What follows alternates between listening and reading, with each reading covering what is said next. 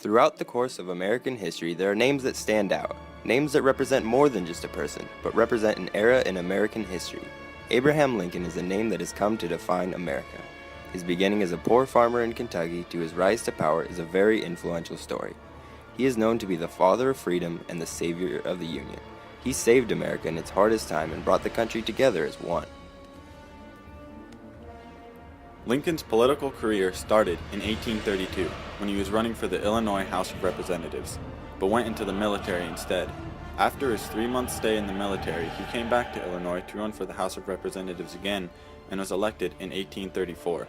He was re-elected 3 times after that, and in 1856 he was nominated to run for a seat in the Senate against Stephen A. Douglas. In his acceptance speech, "The House divided. A house divided against itself cannot stand. I believe this government cannot endure permanently half slave and half free. I do not expect the Union to be dissolved. I do not expect the House to fail, but I do expect it will cease to be divided. It will become all one thing or all the other." This statement made by Lincoln was very powerful against slavery. He was later elected president in 1861 by defeating Stephen A. Douglas. Lincoln had much to deal with because before he was inaugurated, the southern states were already seceding from the Union because Lincoln took office and they wanted to allow slavery and President Lincoln did not. This led to the Civil War, which was the darkest hour in American history.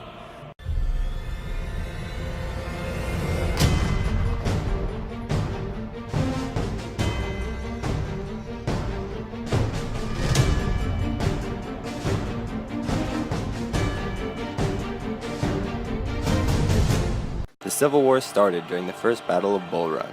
The war was tough, and the Confederate States of America won many battles over the Union, but in September of 1862, the Union won the bloodiest battle of the Civil War at Antietam.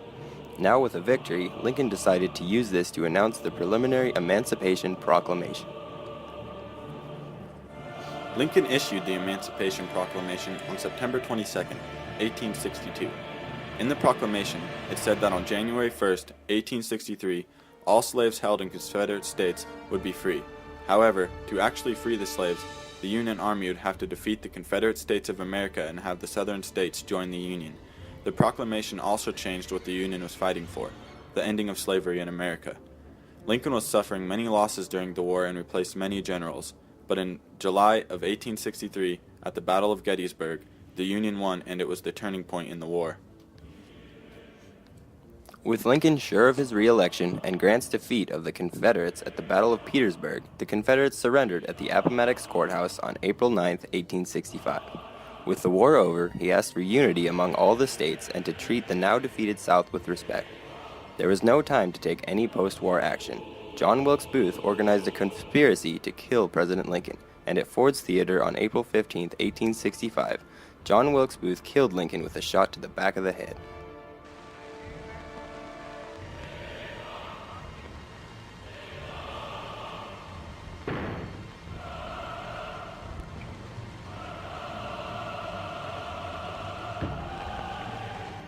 Lincoln's time as president during America's darkest hour will be remembered forever as he freed the slaves and united the country.